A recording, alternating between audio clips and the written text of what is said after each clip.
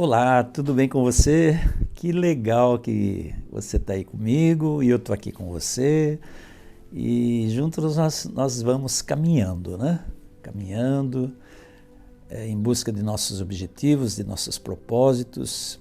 E eu estou aqui para continuar, né, contando um pouquinho mais da minha vida para vocês e procurar também tirar algumas lições para lições da vida para a nossa própria vida aqui, né? Eu quero dizer para vocês que é um prazer para mim sempre voltar aqui no meu canal e, e ter esse momento aqui de conversa, de reflexão com você. E como eu tenho dito, né?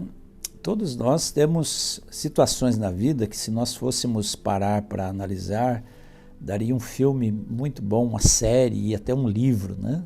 A vida de todo mundo é assim, cheio de dramas, comédias e tragédias, não é verdade? E a minha não é diferente. Primeiro quero dizer que eu estou aqui em Lisboa, aqui já estamos em pleno inverno, diferente do Brasil. Às vezes eu entro em contato com meu filho, com a minha filha, com amigos, e aí eu fico assim morrendo de inveja, né?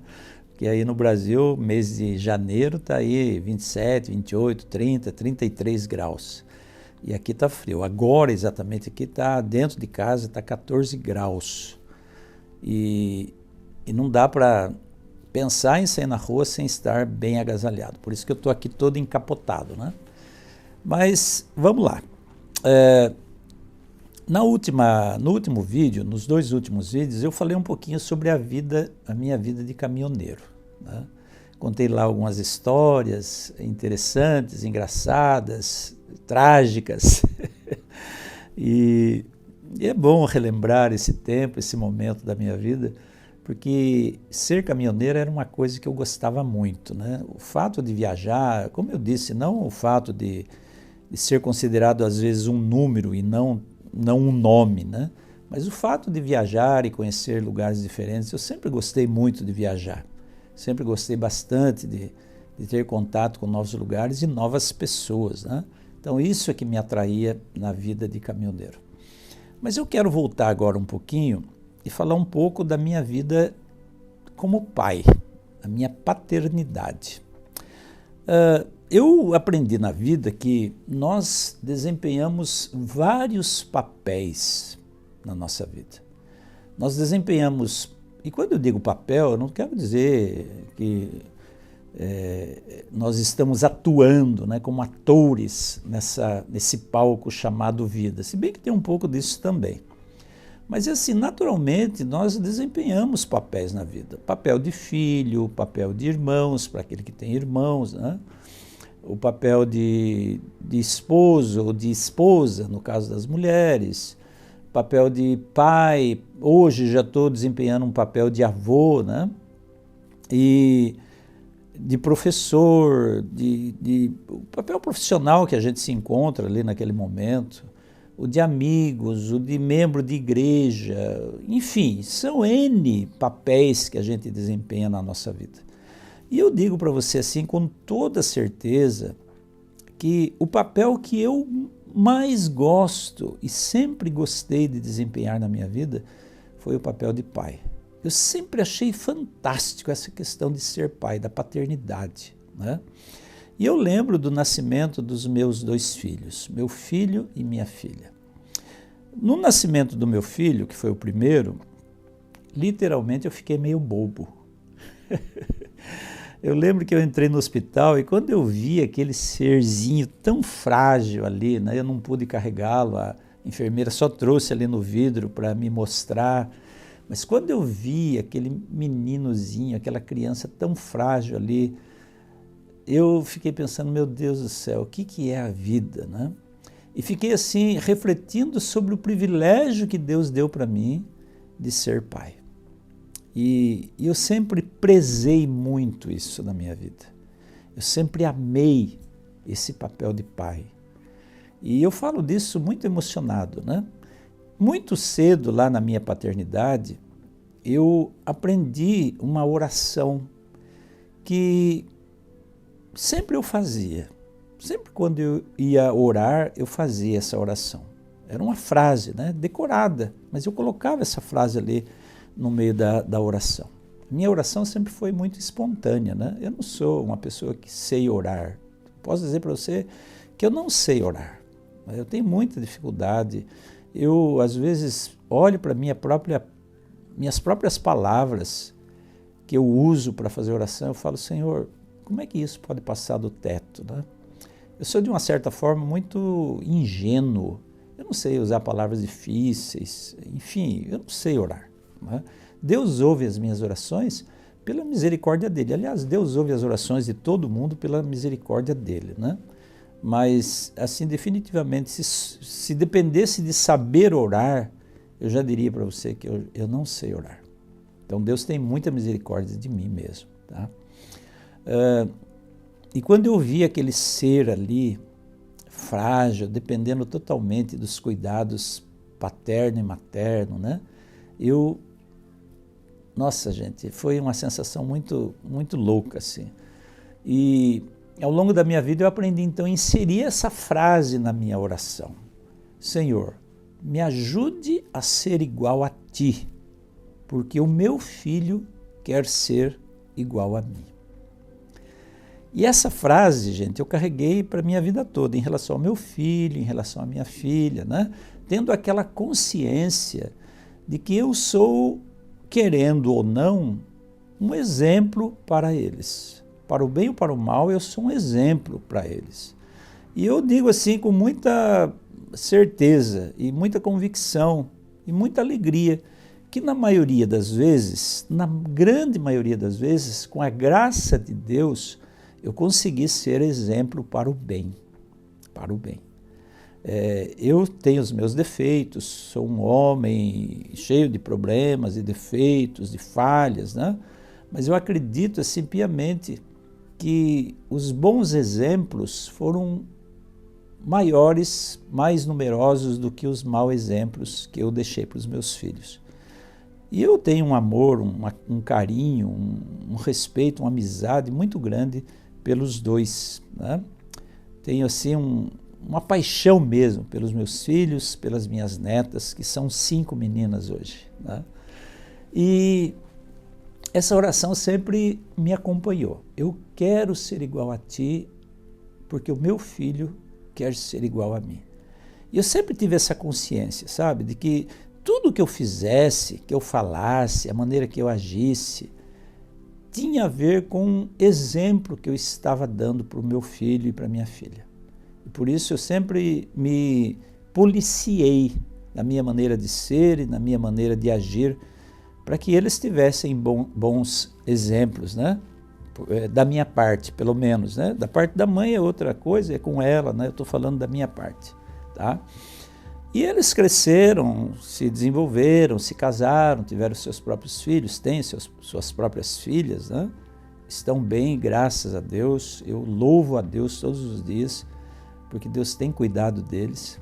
Mas a paternidade para mim é um papel que eu realmente prezo e prezo muito. E por prezar muito a paternidade, eu já entrei em algumas enrascadas por conta da paternidade, desse papel de pai. E quando eu digo entrei em algumas enrascadas, é porque algumas vezes na vida eu quis ser pai de quem eu não sou pai biológico.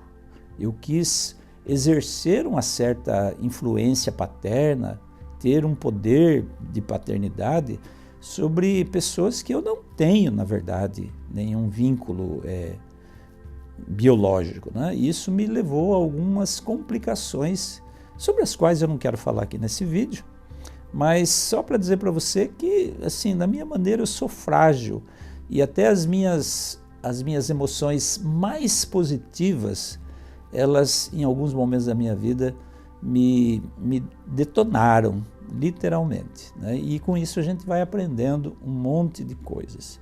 E eu descobri, ao longo da minha vida e fazendo terapia, eu descobri por que eu tinha essa questão da paternidade muito enfatizada na minha vida, tá?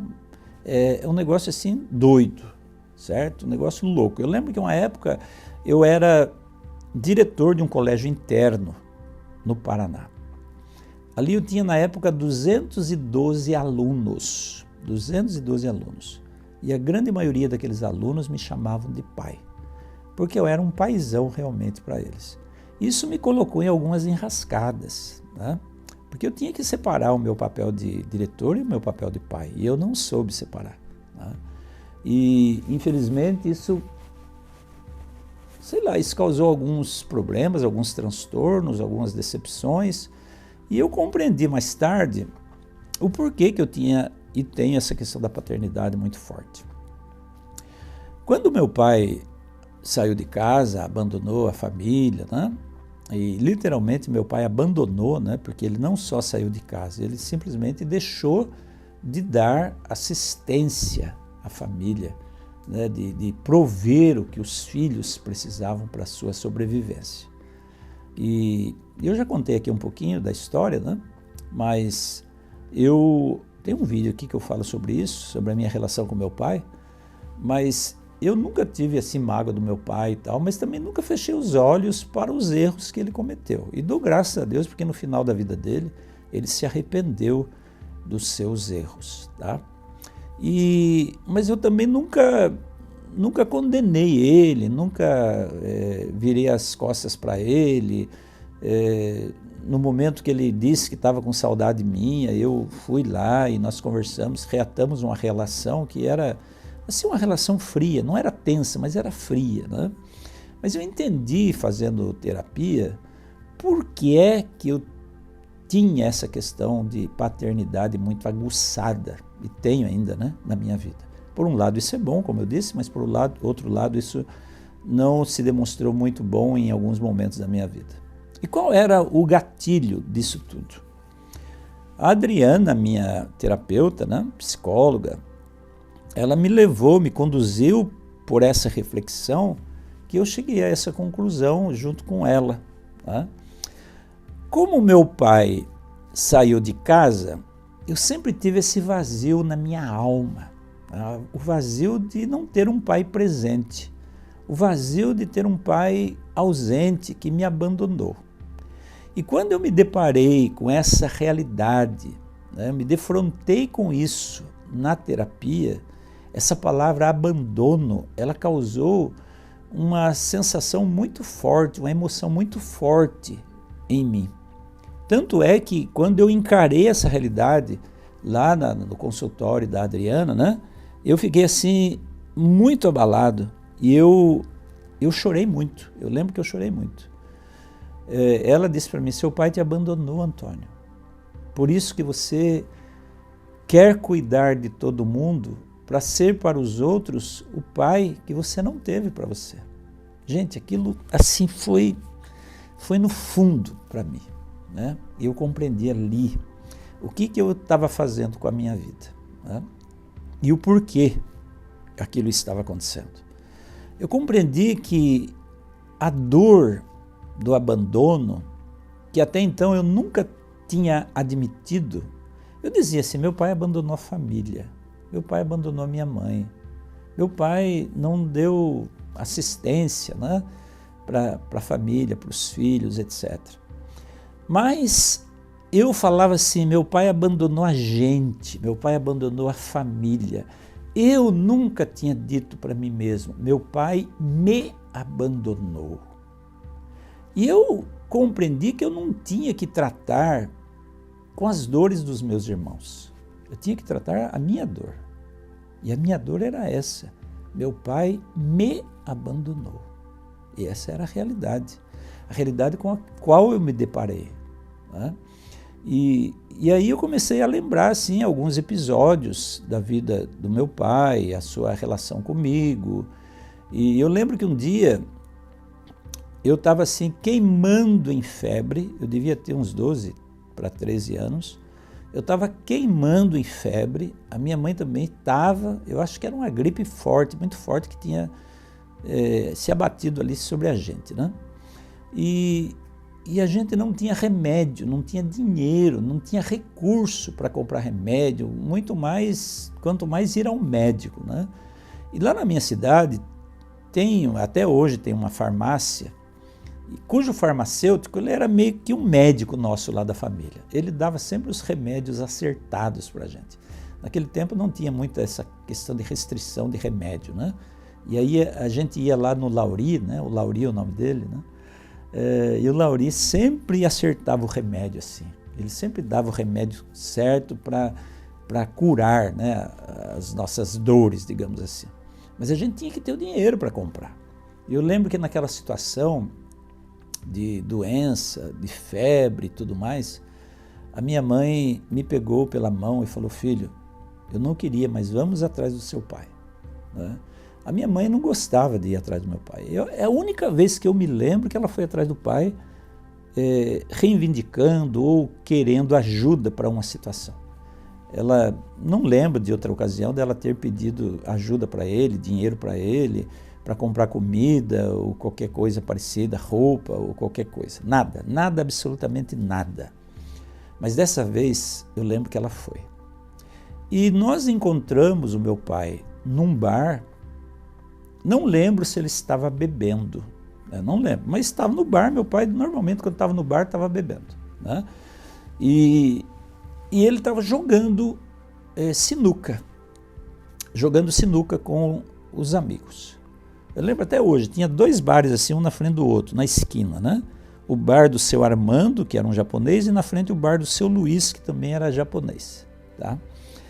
E ele estava no bar do seu Luiz. Ele frequentava os dois, mais o do seu Armando do que o do seu Luiz. Mas nesse dia ele estava no bar do seu Luiz, jogando bilhar com os amigos. E eu lembro assim vagamente, sabe? A minha mãe chegou, chamou ele ali do lado e meio que exigiu que ele desse um jeito de comprar remédio para mim, né? Não foi nem para ela que ela foi pedir, foi para mim. E assim, vagamente, tá? Vagamente, eu não sei a minha memória, né? Eu não posso assim identificar, não posso assim afirmar com clareza, né? Com muita certeza, se eu vi aquela cena ou se a minha mãe relatou aquela cena. Mas a cena era assim, meu pai dando um murro na parede daquele bar e falando assim em voz alta: o que o senhor quer que eu faça? Eu não tenho dinheiro, você quer que eu vá roubar? E depois dessas palavras a minha mãe virou as costas, me pegou pela mão e nós saímos caminhando pelas ruas e fomos para casa, né? Aquilo me marcou profundamente, Eu não lembro também como que eu sarei daquela. Eu acho que era gripe, como eu já disse, né? Uma gripe forte. Não lembro como eu sarei. Não lembro se foi com remédio caseiro, enfim, não lembro mesmo. Mas essa cena ficou ali gravada na minha mente. A minha mãe se humilhando para pedir dinheiro para o meu pai, e meu pai falando essas palavras de uma forma brusca, e a gente virando as costas e indo embora. Resumindo, quando eu descobri... Quando eu admiti, né, eu aprendi, eu me deparei com essa realidade e admiti lá na terapia com a psicóloga, com a Adriana, que o meu pai tinha abandonado a mim, meu pai me abandonou, aquilo foi uma dor muito grande, muito grande. E aí eu compreendi o que? Inconscientemente, eu levei, né, para a educação, para a criação, para a relação que eu desenvolvi com os meus filhos, uma coisa muito positiva. Eu quero ser para os meus filhos um pai que eu não tive para mim. Eu quero fazer pelos meus filhos coisas que o meu pai não fez por mim. E quando eu falo fazer pelos meus filhos, e naquela época eu já tinha esse discernimento, né? Aliás, desde a minha primeira vez como pai, né? Desde que nasceu meu primeiro filho, eu já tinha essa consciência de que eu queria fazer para os meus filhos no sentido relacional. Eu queria ter uma relação com os meus filhos, uma relação que eu nunca pude ter com meu pai. Eu não queria negar para os meus filhos a minha presença, o meu diálogo, a minha compreensão, o meu abraço, o meu amor, a minha cumplicidade, né, pelas coisas corretas da vida. Não queria negar para eles a minha amizade, o meu acolhimento, independente de qual fossem os erros que eles pudessem cometer na vida deles. E eu procurei fazer isso ao longo da minha vida. Errei muitas vezes? Errei. Talvez eu tenha exagerado em algumas coisas, né?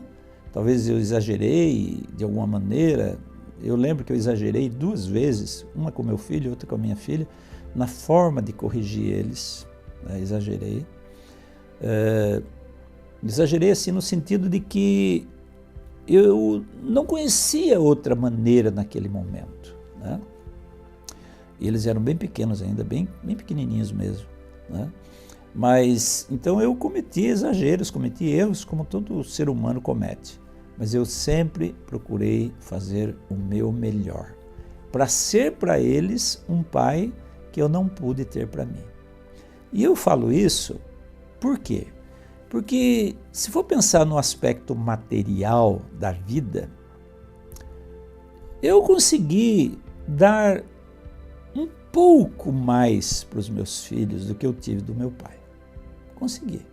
Consegui ser um provedor um pouco mais eficiente, né, do que meu pai teve, até porque meu pai negligenciou. Não é que ele não tinha capacidade, mas ele negligenciou mesmo o cuidado com a família. E eu não. Eu procurei dar para os meus filhos, materialmente falando, o que eles precisavam. E dei, né, o que eles precisavam. Senão eles não estariam vivos, evidentemente, né?